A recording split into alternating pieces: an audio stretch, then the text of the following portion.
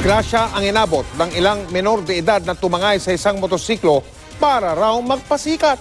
Samantalang sa iwalay naman na pangyayari, ibinalik ng ilang kabataan din ang ninakaw nilang tricycle matapos nilang malamang sira pala ito. Nakatutok si Oscar Oida. Eksklusibo! Walang kawala sa CCTV ng Barangay 339 Zone 34 sa Maynila ang kakaibang trip na joyride ng ilang kabataan. Alas 5 na madaling araw nitong April 30, nang mahagip ng CCTV ang dalawang kabataan ng tangayin ang isang nakaparadang tricycle. Marahil para di maingay, itinulak nila ito palayo. Pero makalipas ng 30 minuto, heto't makikitang bumabalik, tulak-tulak pa rin ang motorsiklo at tila isinauli kung saan nila nakuha. Sabay sibat.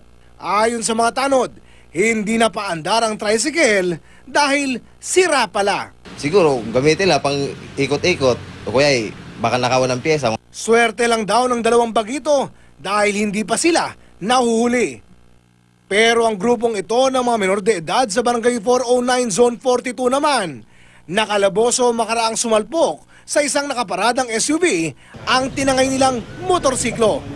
Ang mga binatilyo, nagpapabida raw sa mga kasama nilang chicks. Trip lang daw nila. Wala silang intention na nakawin. Alam naman yung mga kabataan yun, di ba? Tinry nilang paandarin.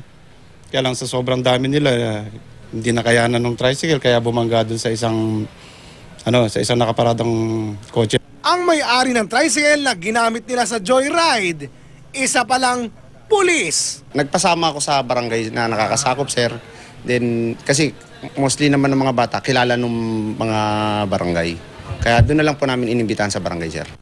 Sa barangay hall, inulan sila ng sermon mula sa pulis, pero hindi na kinasuhan. Aral muna tayo, sir, para may magandang kinabukasan. Kung ikukulong natin yung mga bata, siguro lalong walang mangyayari sa kanila, sir.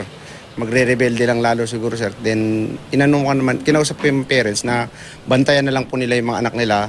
Nangako naman ang mga magulang na babantayan nila ng gusto ang kanilang mga anak.